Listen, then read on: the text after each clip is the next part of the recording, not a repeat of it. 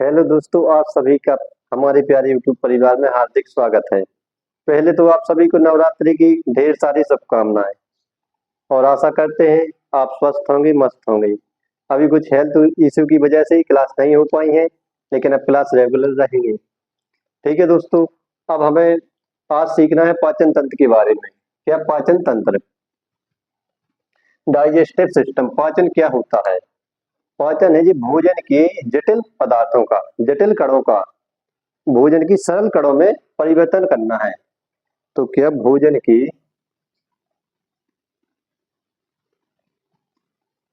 जटिल कणों का, जटिल कणों का किस में परिवर्तन करना है? सरल कणों में।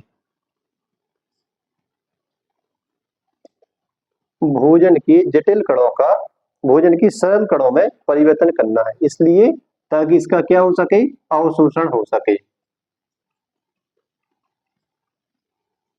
इसका क्या हो सके, अवशोषण हो सके। ठीक है, तो भोजन की जटिल कणों का सरल कणों में परिवर्तन करना है ताकि उसका अवशोषण हो सके। हमारे भोजन में मुख्य रूप से क्या होता है, मुख्य रूप से कौन तत्व अवयव होते हैं? तो जी चलिए इधर बता रहे हैं।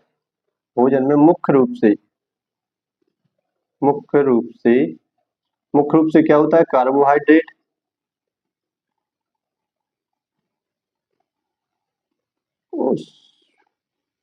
कार्बोहाइड्रेट, प्रोटीन और वसा। लेकिन अल्प मात्रा में खनिज पदार्थ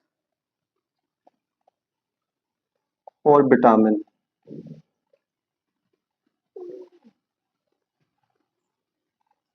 खनिज पदार्थ और विटामिन भी हमें आवश्यक होते हैं। तो मुख्य रूप से होते हैं कार्बोहाइड्रेट, प्रोटीन और वसा, और अल्प मात्रा में खनिज पदार्थ और विटामिन की भी जरूरत होती है। ठीक है, तो पाचन तंत्र को दो भागों में बांट कर पढ़ेंगे। पहला है आहार नाल, दूसरा है सहायक ग्रंथियां। क्या? आहार नाल, एलिमेंट्री कैनाल और सहायक ग्रंथियां, कुछ ग्रंथियां होती हैं जिससे ये एंजाइम रस निकलते हैं। तो आहार नाल कहाँ से स्टार्ट होता है?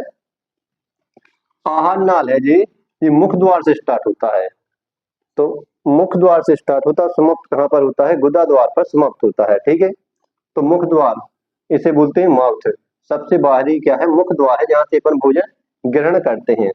मुख द्वार कहाँ पर खुलता है? मुख द्वार है जी मुख गुहा में खुलता है। और मुख गुहा में अपन क्या पढ़ेंगे? दांत और जीभ को पढ़ेंगे आगे। ठीक है, तो मुख द्वार मुख गुहा में खुलता है, इस आधार पे अपन को पढ़ेंगे दांत और जीभ को। मुख गुहा है जी ग्रसनी में खुलती है। तो ग्रसनी है जी वायु एवं आहार दोनों का एक रास्ता होता है। तो ग्रसनी जी वायु आहार दोनों का एक रास्ता होता है, इसे बोलते हैं फेरेंक्स है। तो मुख गुहा कहाँ खुलती है? ग्रसनी में। ग्रसनी के आगे जाकर ग्रसिका में खुलती है, जिसे ईसोफेगस कहते हैं। और ईसोफेगस आगे जाकर आमाशय में खुलता है। एक जी आकार की थैलीनुमा संरचना होती है, जिसे क्या आमाशय बोलते हैं। तो वहां पर हमारी ग्रसिका खुलती है। ठीक है, यहाँ पर भोजन करीब 4 से 5 घंटे तक भोजन रुकता है। ठीक है, उसके बाद आमाशय है जी छोटी आंत में खुलता है। आमाशय कहाँ जाता है? आमाशय की गुहा कहाँ पर खुलती है? छोटी आंत में। छोटी आंत में भोजन का संपूर्ण पाचन होता है। छोटी आंत है, इसमें भोजन का पूर्ण पाचन होता है, स्मॉल इंटेस्टाइन कहते हैं। उसके बाद छोटी आंत है जी बड़ी आंत में खुलती है। यहाँ पर भी कुछ भोजन का पाचन तो हो गया, लेकिन कुछ चीजों का अवशोषण होता है बड़ी आंत में। और बड़ी आंत है जी आगे जाकर गुदा द्वार में खुलती है, जिसके द्वारा हम अपचित या अवशिष्ट भोजन को क्या बाहर निकाल देते हैं। ठीक है, तो आहार नाल में अपन ने क्या देखी? सबसे पहले मुख द्वार, बाहरी मुख द्वार हो गया जी। उसके बाद मुख गुहा, ग्रसनी, ग्रसनी आगे जाकर खुलेगी ग्रसिका में।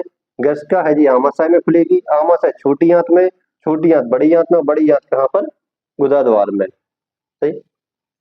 उसके बाद कुछ सहायक ग्रंथियां भी अपन को देखना है। सहायक ग्रंथियों में अपन देखेंगे सबसे पहले लार ग्रंथि।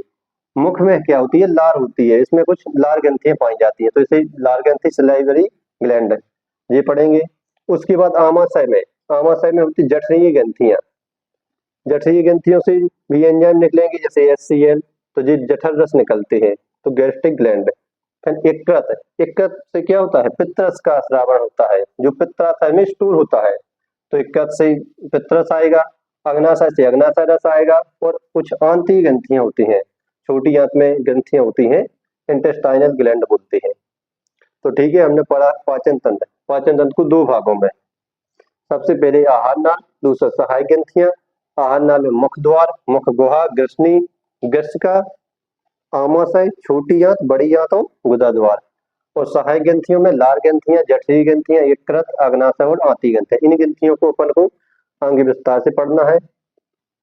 ठीक है, अब पाचन है जी यांत्रिक एवं रासायनिक विधि द्वारा होता है। यांत्रिक यानी जैसे अपन भोजन को दांतों से काटते हैं छोटे छोटे कणों में, और रासायनिक, रासायनिक में हो जाएगा इसमें एंजाइम द्वारा इसका क्या होता है, पाचन होता है। तो पाचन है,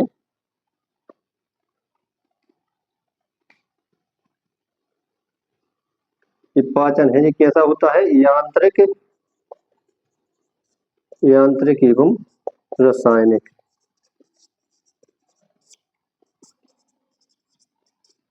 ठीक है, तो रासायनिक में तो आ जाएगा क्या, एंजाइम। और यांत्रिक में है जिसे हम भोजन को दांतों के माध्यम से छोटे छोटे कणों में काटते हैं, इसे बोलते हैं यांत्रिक। ठीक है दोस्तों,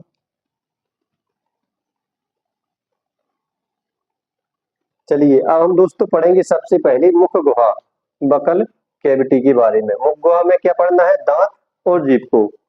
तो दांत है, टीथ, हमारे मुंह में कैसे होते हैं, विषम दंती दांत होते हैं, यानी कई प्रकार के दांत होते हैं, 4 प्रकार के दांत पाए जाते हैं। कौन कौन से हैं, इंसीजर, कैनाइन, प्रीमोलर और मोलर। इंसीजर को बोलते हैं हिंदी में कृतंक है। इसका काम क्या है, इसका काम है काटने के काम आता है, काटने के काम। जी, सामने वाले दांत होते हैं इसे क्या बोलते हैं, इंसीजर।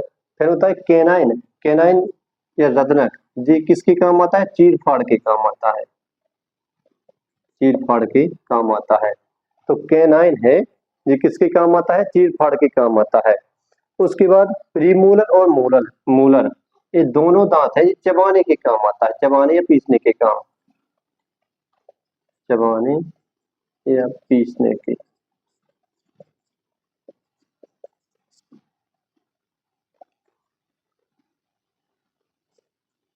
ठीक है, तो प्रीमोलर या मोलर है, इनका काम क्या है, चबाना या पीसना, भोजन को चबाना या पीसना, इन दोनों का कार्य है भोजन को चबाना या पीसना।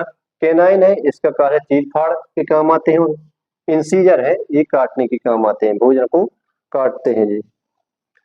उसके बाद दांत है जी, कैसे होते हैं, गर्त दंती होते हैं। गर्त यानी गड्ढा, दंती यानी दांत। दांत है हमारे, ये गड्ढे में होते हैं, तो इसे क्या बोलते हैं, गर्त दंती, गड्ढे में स्थित होते हैं, एक गुहा में स्थित होते हैं, इसे बोलते हैं गर्त दंती। मनुष्य के शरीर में आप देखेंगे दांत 2 बार होते हैं, इसलिए इसे क्या बोलते हैं, द्विबार दंती, यानी डाई फाइव डोंट है, द्विबार दंती। तो एक होते हैं मिल्क या टेम्पररी दांत, अस्थायी दांत बोलते हैं इसे। ये किसमें पाए जाते हैं, बच्चों में। अपन देखते हैं एक बार अपने दांत जब निकलते हैं फिर वो गिर जाते हैं, अपन बोलते हैं दूध के दांत गिर गए, तो वही है जी अस्थायी दांत। कौन है, या बच्चे के दांत कह लो, अस्थायी दांत या टेम्पररी दांत, इनकी संख्या होती है 20 है। और स्थायी दांत है, स्थायी दांत या परमानेंट दांत, जो एक बार आते हैं तो फिर गिरते हैं, लेकिन वो एक एज होने पर गिर जाते हैं, तो इनकी संख्या है 32। तो मिल के दांत या टेम्पररी दांत है, इसे ही क्या बोलते हैं, बच्चे के दांत। तो बच्चे का दंत सूत्र कितना होता है, 2102/2102, मतलब जैसे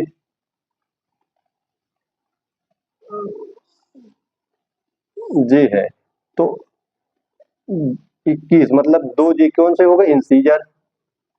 फिर एक हो गया कैनाइन, ये नुकीला होता है, जेल फाड़ के काम आता है। इनमें बच्चों में ये प्री मूलर है जी, क्या होता है, अनुपस्थित होते हैं, प्री मूलर अनुपस्थित होते हैं, प्री मूलर है जी,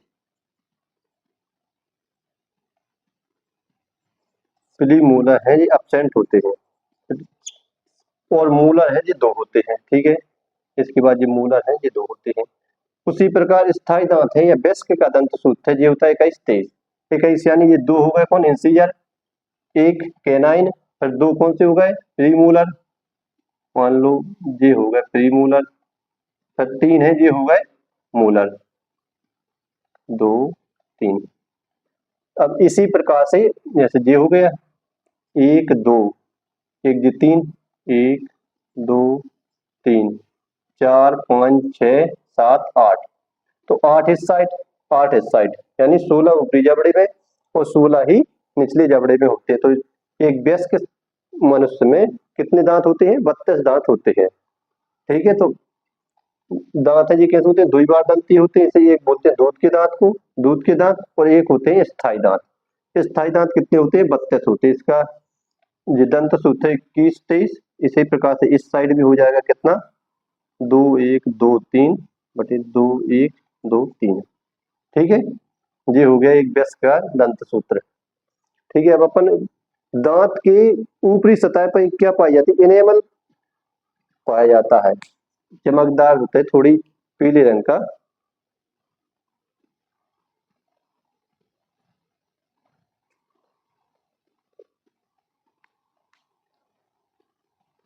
इनेमल है, इनेमल जी दांत की सतह पर पाया जाता है। ये शरीर का सबसे कठोर भाग होता है, शरीर का सबसे कठोर भाग। शरीर का सबसे कठोर भाग कौन होता है? इनेमल होता है। ठीक है, इसके बाद हमें पढ़ना है जीभ को। तो जीभ है एक पेशीय संरचना होती है, इसे आप नोट करिए।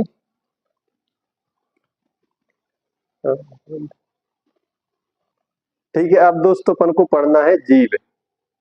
ठीक है, जीभ है, जीभ क्या है? एक पेशीय संरचना होती है। जीभ इसे इंग्लिश में बोलते हैं टंग। यह एक क्या है? पेशीय संरचना। कैसी संरचना है? यह एक पेशीय संरचना है, एक स्वतंत्र रूप से घूमती है जीभ। सबकी जीभ जीभ है जी, बाहर अपन निकालते हैं तो जीभ घूमती है, लेकिन अंदर क्या अपन अंदर भी जीभ को घुमा सकते? नहीं। तो जीभ एक अंदर हड्डी के द्वारा जुड़ी होती है, जिसे क्या कहते हैं? जीभ है जी एक अंदर हड्डी के द्वारा जुड़ी होती है, इसे कहते हैं हायर्ड, HYOID, हायर्ड बोन के द्वारा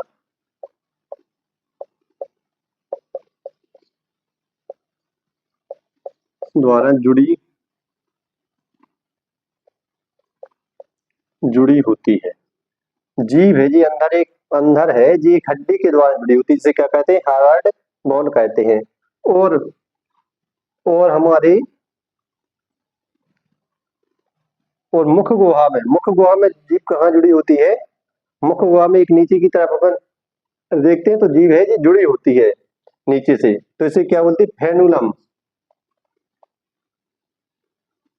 फेनु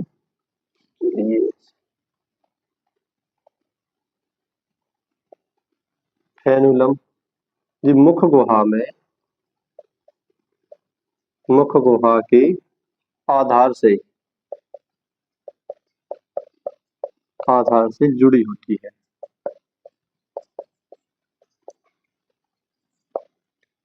ठीक है, तो अपन जब जीभ निकालते हैं, बाहर ऊपर काटते हैं, तो देखते हैं कि जीभ नीचे एक आधार से जुड़ी होती है, तो उसे क्या बोलते हैं? फेनुलम बोलते हैं। तो मुख गुहा के आधार से जुड़ी होती है और पीछे एक हड्डी से जुड़ी होती है, उसे क्या बोलते हैं? हार्ड बोन कहते हैं। ठीक है, इसके बाद जीभ के ऊपर कुछ बिंदु नुमा, मतलब छोटे छोटे बिंदु नुमा संरचना पाई जाती है, उसे क्या कहते हैं? पेपिला कहते हैं।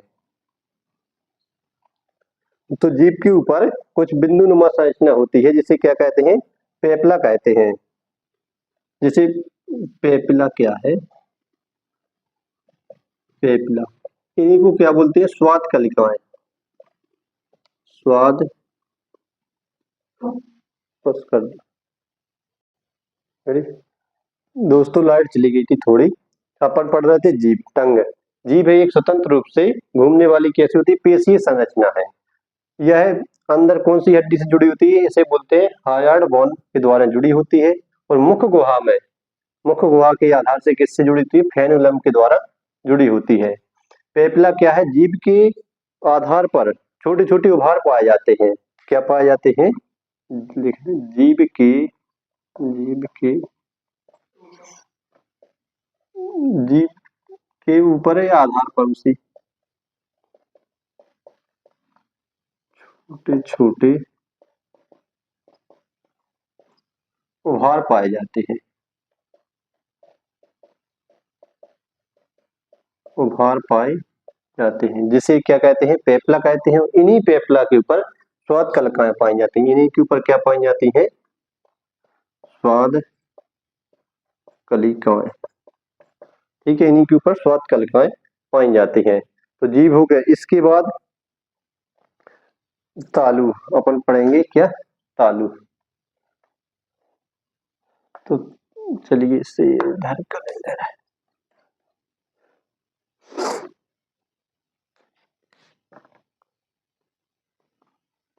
तालु, तालु को क्या बोलते थे, बोलते हैं पैलेट, पीएलए। ठीक है, तालु पैलेट बोलते हैं इसे। तालु है जी, तालु है जी, अंदर क्या होता है, मुलायम होता है, लेकिन बाहर है, बाहरी सतह इसकी होती है जी, कठोर होती है। ठीक है, तालु है जी आगे की तरफ कठोर, और पीछे, और पीछे कैसा होता है, मुलायम होता है, मुलायम। आगे की तरफ कठोर होता है और पीछे है ये मुलायम होता है। ठीक है, जैसे अपन इसकी एक संरचना बनाए थोड़ी, इस पे जी क्या पाया जाते, कुछ रुगे पाए जाते हैं, और जो पीछे है जो मुलायम होता है। और जो पीछे एक संरचना बनती है इसे क्या कहते हैं, इसे युवला कहते हैं। U U L uvula. या इसी का नाम क्या है, बेलम पेलेटाई। बेलम पेलेटाई। जब अपन मुंह को खोलते हैं तो एक अपन को लटकती हुई छोटी सी संरचना दिखती है, ये क्या है, युवला है, युवला। युवला या इसे क्या बोलते हैं, बेलम पेलेटाई। इस तालु है जी आगे की तरफ कैसा होता है, कठोर होता है। इस पर क्या पाए जाते हैं, कुछ रुगे पाए जाते हैं, ताकि भोजन है जी फिसले ना, और भोजन का सही तरह से भोजन पाचन हो जाए। मतलब दांतों के द्वारा जो भोजन काटते हैं तो उसमें जी सहायक होता है, ताकि भोजन फिसले ना। ठीक है, तो ये हो गया तालु। ये यूलम बेलेटाई है, ये बेलम बेलम पेलेटाई है। ये आंतरिक नासा छिद्र होते हैं, उसमें भोजन को जाने से रोकते हैं। मतलब नासा छिद्र और मुख गुहा है, इसको क्या कहते हैं, सेपरेट करते हैं, अलग अलग करते हैं, ताकि भोजन है ये नासा छिद्र में ना पहुंचे। ठीक है, इसके बाद हम पाचन तंत्र का एक डायग्राम और देख लेते हैं। हाँ,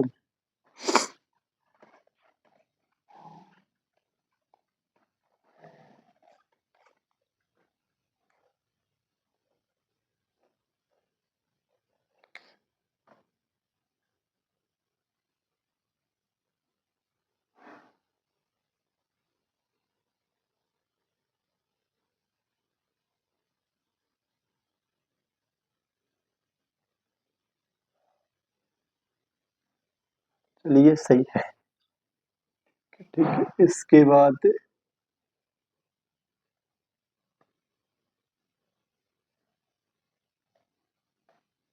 ये कहाँ पर खुलेगी, आमाशय में। तो ये क्या है, आमाशय। आमाशय आगे कहाँ खुलेगा,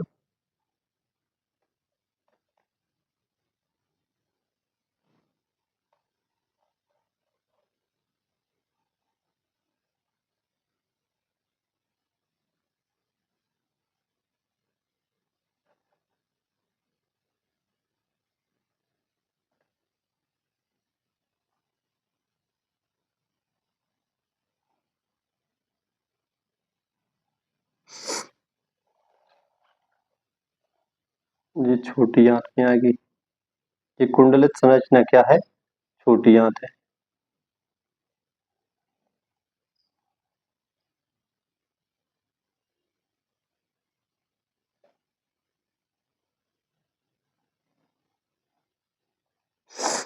ठीक है, इसके बाद इधर क्या होगा, पित्राशय।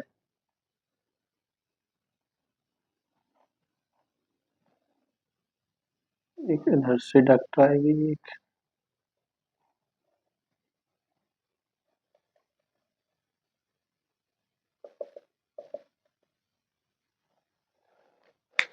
तो ठीक है, ये क्या है, ये है मुख है। जी क्या है? ग्रस्का। ग्रस्का कहाँ आगे जाकर खुलती है? आमाशय में। आमाशय। उसके बाद जी है बड़ी आंत। जी क्या है? छोटी आंत।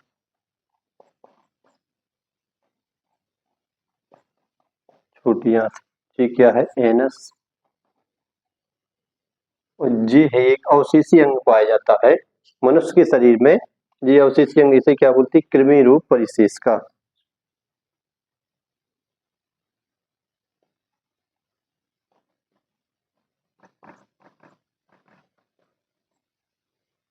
इसे बोलते हैं कृमि रूप परिशेष का, इंग्लिश में बोलते हैं अपेंडिक्स। ठीक है, ये अंगुली नुमा एक संरचना होती है अंगुली नुमा, इसे बोलते हैं कृमि रूप परिशेष का। जी क्या है? यकृत। जी पित्राशय। जी क्या है? अग्नाशय। ठीक है दोस्तों, जी है मानव का पाचन तंत्र।